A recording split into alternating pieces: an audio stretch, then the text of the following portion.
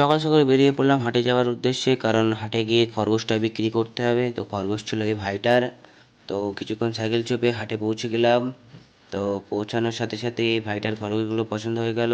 তো এই ভাইটাই কিনে নিল। তারপরে আবারও কিছু খরগোশ দেখতে গেলাম, বাট খরগোশ একটাও পছন্দ হয়নি বলে কেনা হয়নি। তো এই যে এই খরগোশটা পছন্দ হয়েছিল, তাও কেমন একটা যেন। তারপরে খরগোশগুলো রেখে পাখির দিকে একটু দেখলাম, মানে পাখিগুলোকে দেখলাম।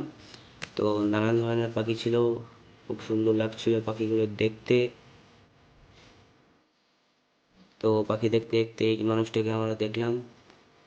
তারপরে লক্ষা পায়রা দেখলাম, কোয়েল পাখির ডিম দেখলাম। ওসব বাদ দিয়ে চলে এলাম পরোটা খেতে। তো দুজনা 3 পিস করে পরোটা নিয়ে নিলাম, সঙ্গে তরকারি। তরকারির সাথে মুখে চালান করে দিলাম, খুব ভালো লাগলো। ব্লগটা ছিল এই পর্যন্তই।